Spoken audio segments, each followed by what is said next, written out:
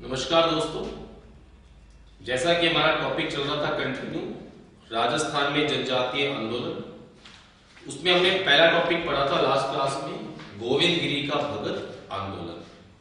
तो आज दूसरा हम स्टार्ट कर रहे हैं मोतीलाल तेजावत का एकी या भोमट आंदोलन। तो मोतीलाल तेजावत जो है, इनका जो आंदोलन है इसे कहा जाता है एकी आंदोलन, और इसी का एक दूसरा नाम भी दिया जाता है भोमट आंदोलन। तो इसे एकी और भोमट कहते क्यों हैं, पहले मैं आपको ये बता देता हूं। ये मैंने आपको भीलों में बताया था कि भीलों के दो वर्ग होते हैं, एक तो भोमिया भील और दूसरे होते हैं ग्रासिया भील। तो भीलों के जो ये दोनों वर्ग थे, इन दोनों वर्गों को एक करने के लिए ये आंदोलन चलाया गया, इसलिए इसको बोला गया एकी आंदोलन। और एक करने से तात्पर्य क्या था, ये भी मैंने आपको लास्ट क्लास में बताया था कि जो ग्रासिया भील होते थे ये तो क्या करते थे, कृषि करते थे, और भोमिया भील जो है ये आदिम भील थे, जंगलों में रहते थे। तो जो ग्रासिया भील है ये अपने आप को भोमिया भीलों से ज्यादा श्रेष्ठ मानते थे। इन दोनों वर्गों के बीच में असमानता थी, सामाजिक भेदभाव होता था। तो इन दोनों वर्गों को एक करने के लिए आंदोलन चलाया, और यही कारण है कि वर्तमान में जो भील समुदाय है इसमें इस प्रकार का कोई भी सामाजिक भेदभाव नहीं है, क्योंकि मोतीलाल तेजावत के द्वारा उन्हें एक कर दिया गया। वरना हम दो और ऐसे समुदाय देखते हैं जैसे मीणा समुदाय और जाट समुदाय, जिनमें आज भी इस प्रकार का सामाजिक भेदभाव है। जैसे कि जमींदार मीणा जो है वो अपने आप को चौकीदार मीणाओं से श्रेष्ठ मानते हैं। उसी प्रकार अगर जाट समुदाय की बात करें तो जो भरतपुर के जाट होते हैं, सिलसिलीवार जाट, वो अपने आप को शेखावाटी की जाटों की तुलना में श्रेष्ठ मानते हैं। इसीलिए जब पहली बार उनको आरक्षण दिया गया जाटों को, तो भरतपुर के जाटों ने लेने से भी मना कर दिया। तो उनमें ये सामाजिक भेदभाव आज भी है, पर भीलों में इस प्रकार का सामाजिक भेदभाव नहीं है, और इसका श्रेय दिया गया है किसको, मोतीलाल तेजावत को। तो एक करने के लिए चलाया गया, इसलिए तो बोलते हैं एकी आंदोलन। अब भोमट क्यों कहते हैं, मेवाड़ के जिस क्षेत्र में भीलों का संकेंद्रण अधिक है उस क्षेत्र को बोलते हैं भोमट, इसलिए इनके आंदोलन को भोमट भी कहा गया। ठीक है। गोविंद गिरी का जो आंदोलन था वो कौन सी रियासत में था, वागड़ में, जो डूंगरपुर और बांसवाड़ा है। तो गोविंद गिरी ने तो वहां पे चलाया आंदोलन, और मोतीलाल तेजावत ने चलाया मेवाड़ में।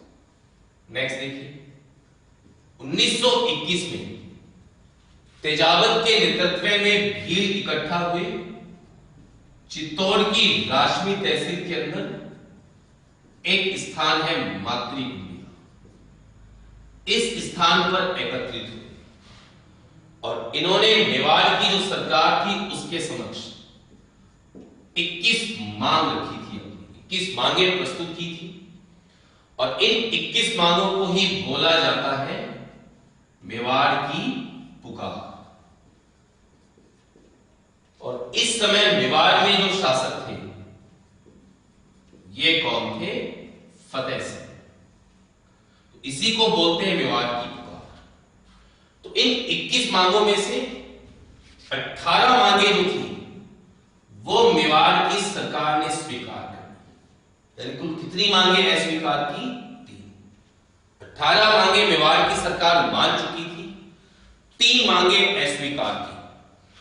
लेकिन तेजावत ने फिर भी अपने आंदोलन को सक्रिय रखा, तो इसलिए मोतीलाल तेजावत के ऊपर मेवाड़ रियासत में प्रवेश पर प्रतिबंध लगाया गया, और इनको मेवाड़ रियासत से निष्कासित कर दिया गया। और मोतीलाल तेजावत जो थे ये चले गए विजयनगर रियासत।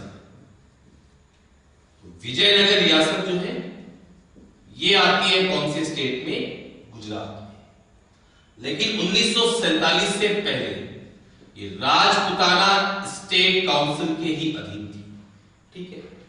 तो अभी तो गुजरात में है विजयनगर की रियासत, लेकिन 1947 तक के राजपुताना स्टेट काउंसिल के अधीन आती। तो तेजावत चले गए विजयनगर रियासत। 7 मार्च 1922 को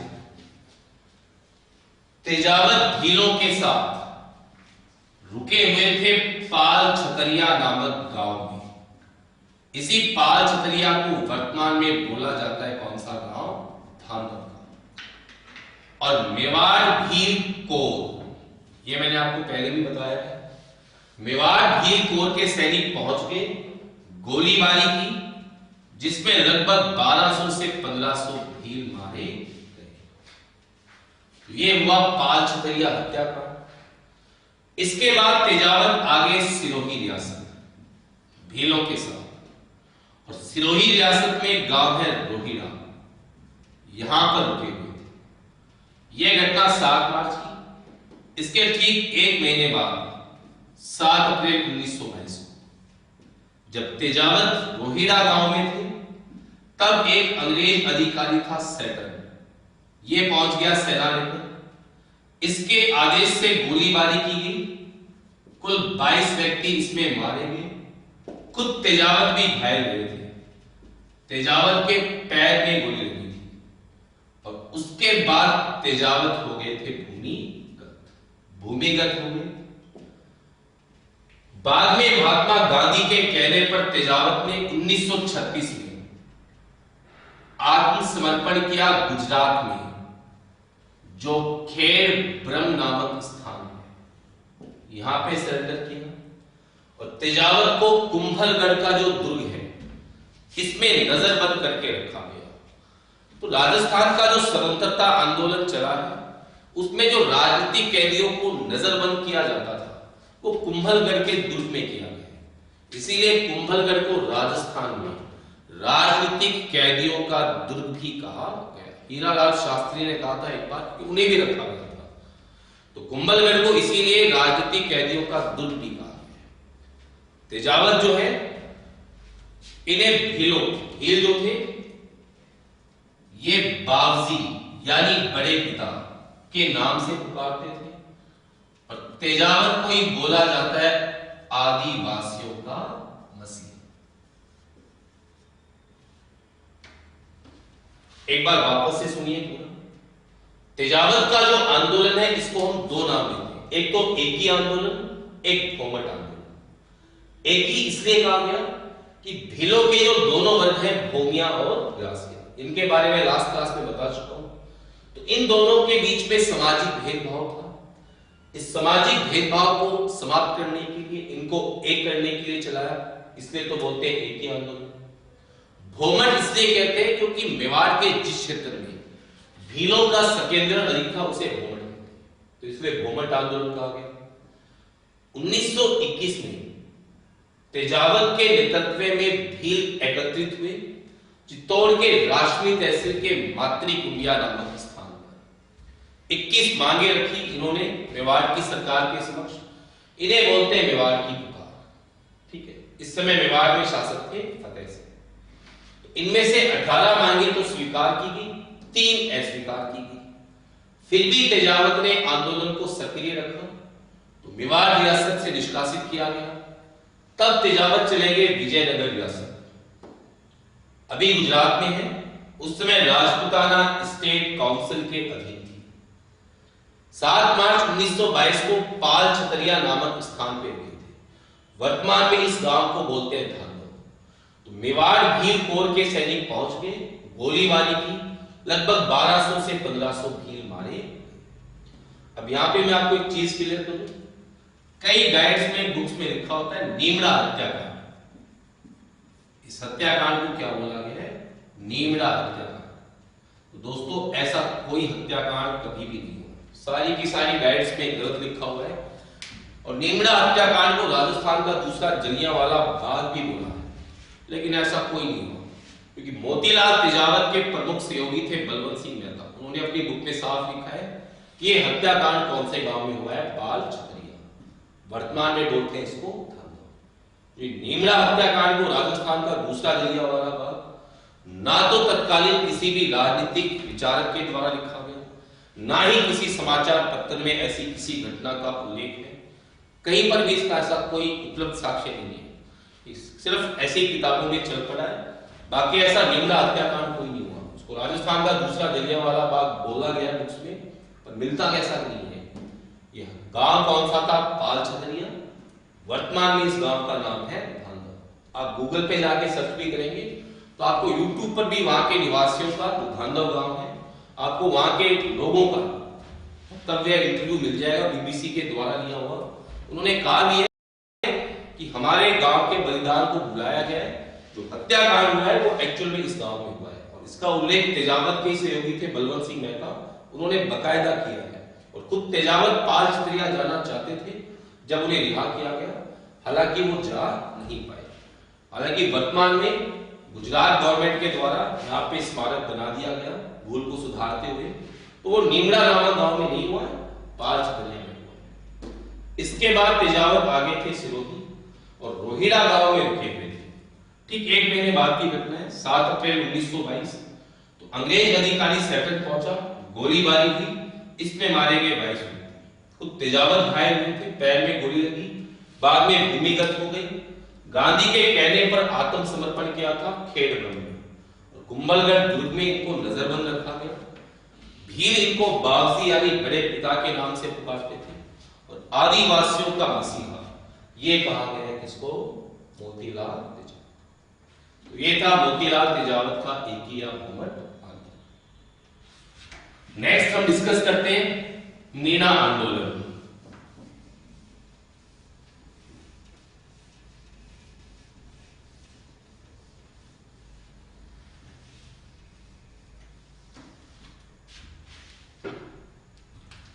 नेक्स्ट जो हमारा आंदोलन है मीणा आंदोलन।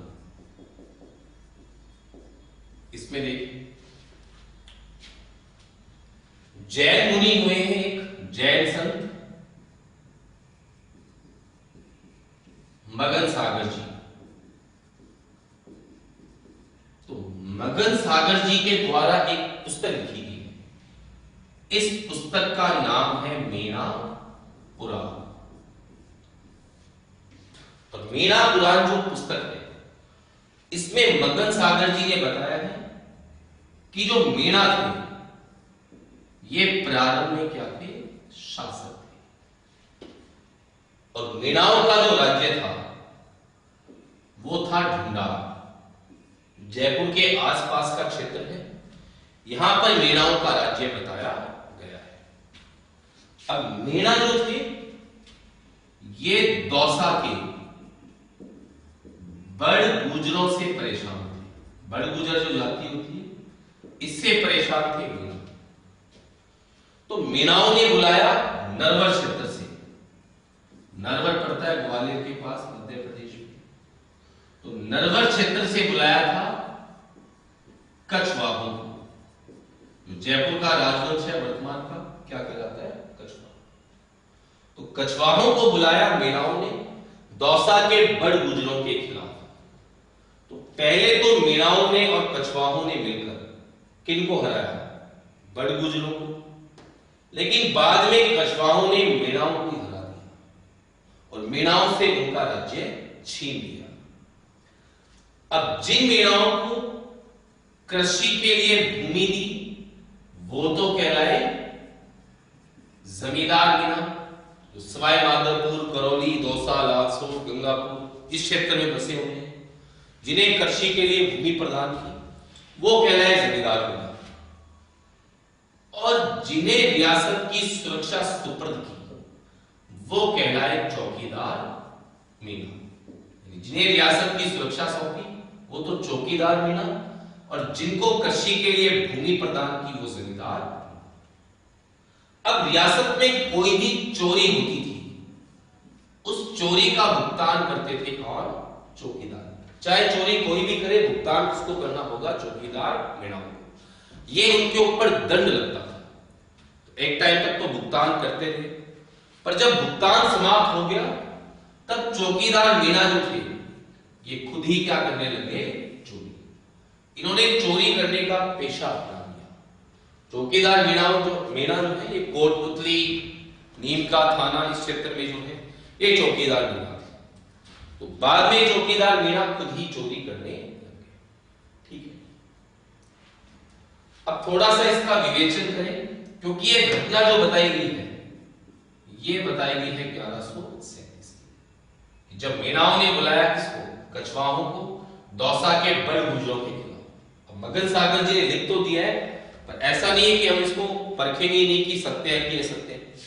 अगर इस समय तक देखें हम तो अजमेर में चौहानों का शासन था, और एक बहुत ही बड़े चौहान शासक भी हुए, विग्रह राज चतुर्थ, अर्णोराज, इनका खुद का राज्य था यहाँ पर। और विग्रह राज चतुर्थ का राज्य तो हरियाणा के हिसार जिले तक था। जिसका इतना बड़ा साम्राज्य है वो पास में रहने वाले छोटे से राज्य को छोड़ नहीं सकता।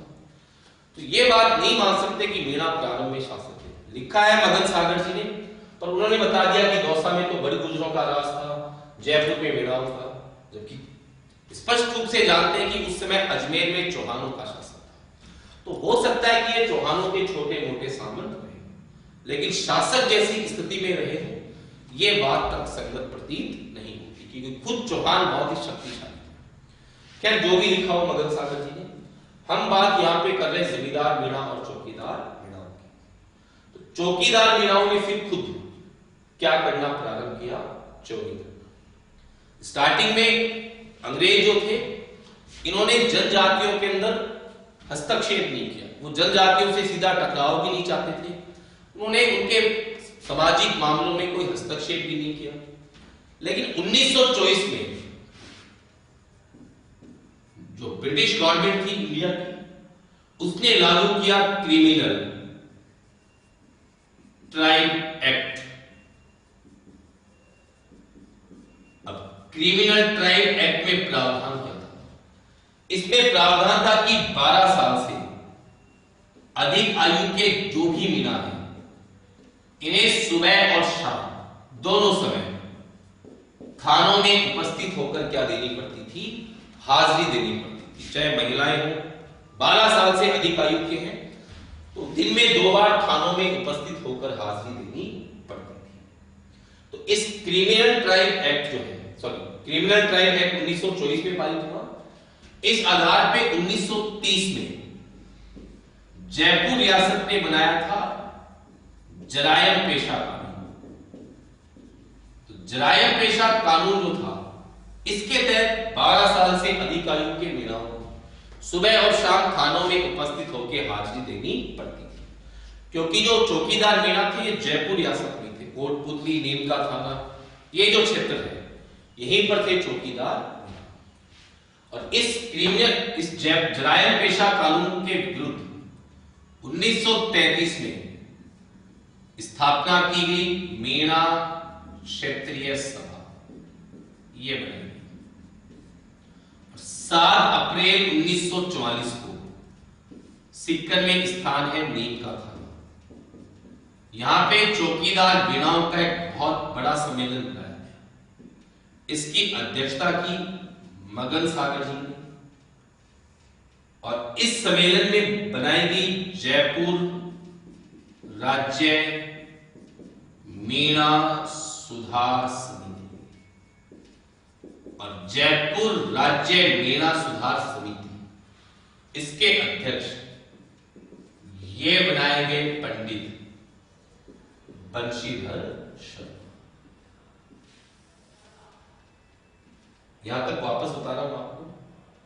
जैन संत हुए मगन सागर जी, इनकी एक किताब है मीणा पुराण।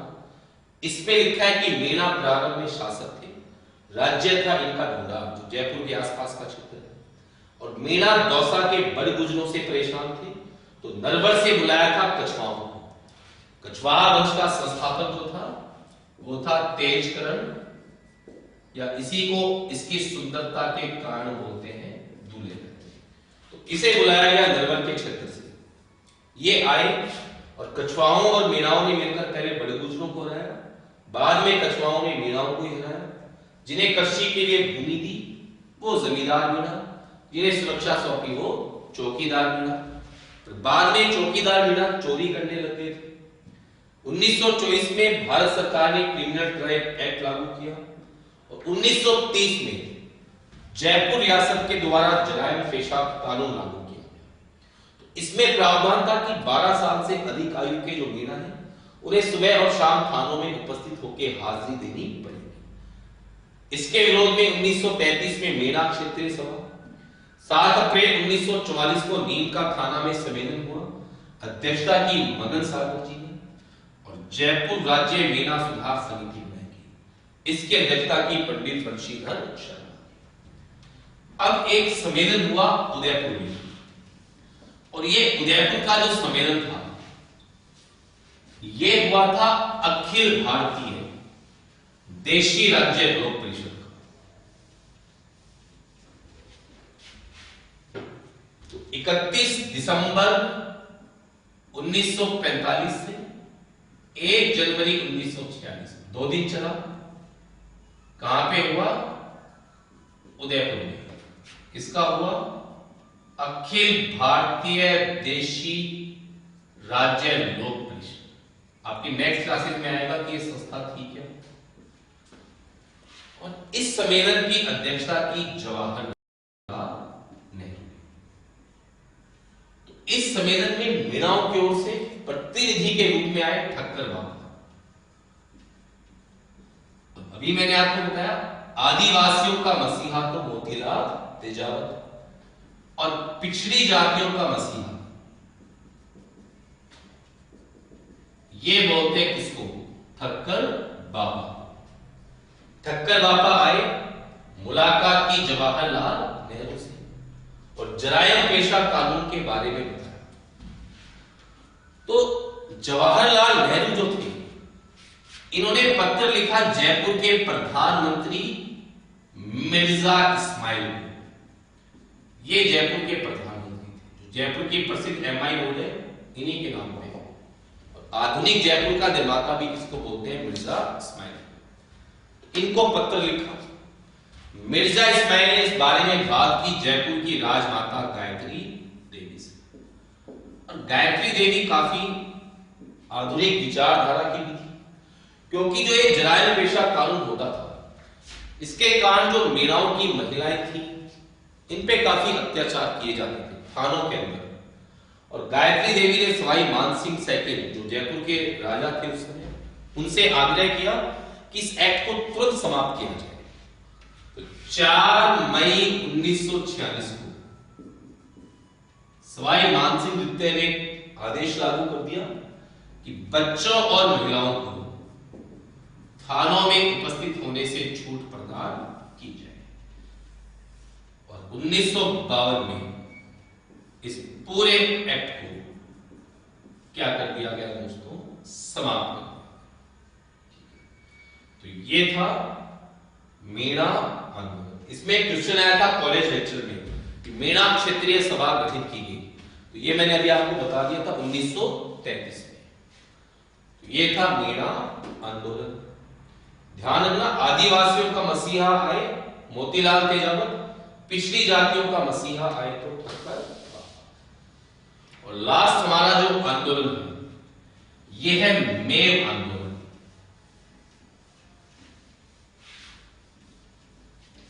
इसके बारे में डिस्कस करते हैं।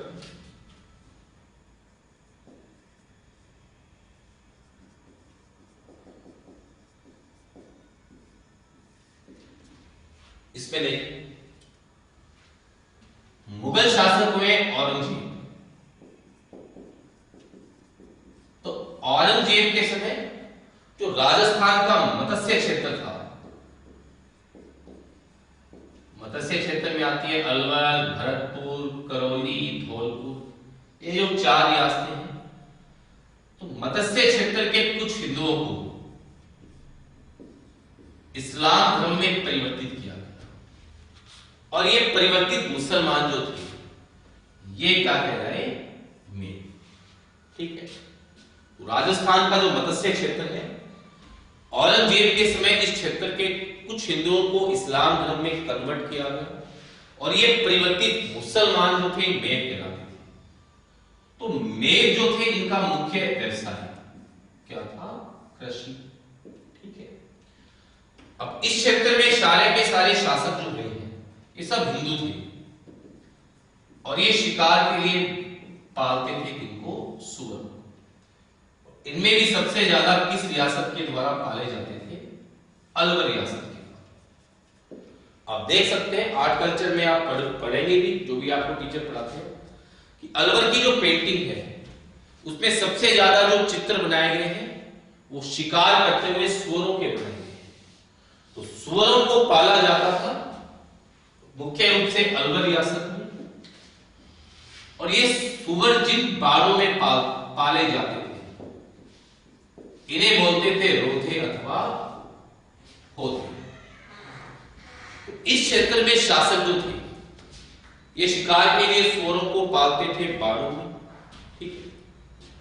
लेकिन ये सुअर मेवों की फसल को नष्ट करते थे, तो मेव इन सुअरों को मारते थे, सुअरों का शिकार करते थे, जिस पर अलवर के शासक थे जयसिंह, इन्होंने प्रतिबंध लगा दिया था। अलवर के शासक जयसिंह ने इस पे प्रतिबंध लगा दिया। इसके विरोध में करौली का एक युवक हुआ है मदनपाल। इसने आंदोलन भी चलाया। बाद में हैजा के कारण मदनपाल की मृत्यु भी हुई।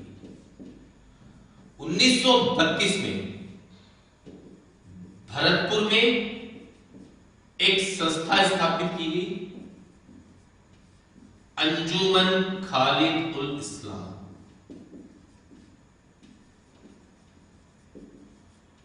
ये मेवों के लिए स्थापित की गई। बाद में इस संस्था का नेतृत्व किया गुड़गांव के नेता चौधरी यासीन खान ने। उसके बाद ये हिंदुओं और मेवों के बीच में सांप्रदायिक के रूप में परिवर्तित हुआ। 1933 में दंगे भड़के तिजारा में, अलवर में है तिजारा, और अलवर का शासक जयसिंह इनको रोकने में नाकाम हुआ। फिर ब्रिटिशर्स ने हस्तक्षेप किया, जयसिंह रोकने में नाकाम भी रहा, इसलिए उसको पद से हटा के भारत से निष्कासित भी कर दिया गया। तो कई बार क्वेश्चन आता है कि किस पशु को लेकर मेवों ने आंदोलन चलाया? तो सुअरों को लेकर आंदोलन चलाया। इसके अलावा फर्स्ट ग्रेड में आया हुआ है कि करौली का जो युवक था मदनपाल, मेव आंदोलन से संबंधित कौन था? करौली का युवक था एक मदनपाल। वापस देख लीजिए, मत्स्य क्षेत्र में औरंगजेब के समय कुछ हिंदुओं को इस्लाम धर्म में परिवर्तित किया गया। तो ये परिवर्तित मुसलमान मेव थे, ठीक है। मेव काम करते थे कृषि का। यहाँ के शासक शिकार के लिए सुअर पालते थे, मुख्य रूप से अलवर रियासत में। तो सुअर मेवों की फसल बर्बाद करते थे, तो मेव सुअरों का शिकार करते थे। तो अलवर के शासक जयसिंह ने रोक दिया, प्रतिबंध लगा दिया। करौली के युवक मदनपाल ने इसके लिए आंदोलन भी चलाया। 1932 में मोहम्मद हादी, नाम लिख देता हूं, इसकी स्थापना की है मोहम्मद हादी ने। इसने अंजुमन खालिद उल इस्लाम नामक संस्था स्थापित की। बाद में इसका नेतृत्व जो गुड़गांव है इसके नेता चौधरी यासीन खान ने किया। उसके बाद ये हिंदुओं और मेवों के बीच एक वैमनस्य का कारण बन गया। तिजारा में दंगे भड़के अलवर में तिजारा, जयसिंह रोकने में नाकाम रहा, तो जयसिंह को निष्कासित भी कर दिया गया। आपको मैं यहां पे एक बात बता देता हूं। मुस्लिम लीग ने कहा था इस संस्था से कि क्या हम आपको सपोर्ट करें, लेकिन इन्होंने मना कर दिया था। अब देख सकते हैं मत्स्य क्षेत्र में दंगे भड़के, पर उसके बाद भाईचारा कायम हो गया। इसीलिए जब विभाजन हुआ तो मत्स्य क्षेत्र छोड़कर पाकिस्तान जाने वाले मेवों की संख्या बिल्कुल भी नगण्य थी, और आज भी इनके जो रीति रिवाज है बिल्कुल हिंदुओं की तरह है। हिंदुओं की तरह समाज में भाईचारे से रहते हैं। तो ये मैंने अभी आपको पढ़ाया मेव आंदोलन। तो अभी हमने आज डिस्कस किया, एक तो मोतीलाल तेजावत का एकिया घुमट आंदोलन, इसके अलावा हमने डिस्कस किया मीणा आंदोलन, मेव आंदोलन। तो ये जनजातीय आंदोलन हो गए। नेक्स्ट टॉपिक जो हमारा स्टार्ट होगा वो बहुत ही महत्वपूर्ण है। वो टॉपिक है राजस्थान में प्रजामंडल आंदोलन। और बहुत सारी ऐसी चीजें हैं, ऐसे फैक्ट्स हैं जो आप पहली बार पढ़ेंगे और आपको पढ़ के लगेगा कि हमने कुछ नया पढ़ा। ठीक है, रटा रटाया पढ़ने से अच्छा है चीजों को समझ के पढ़े। तो नेक्स्ट टॉपिक होगा राजस्थान में प्रजामंडल आंदोलन। आपका दिन शुभ हो। नमस्कार।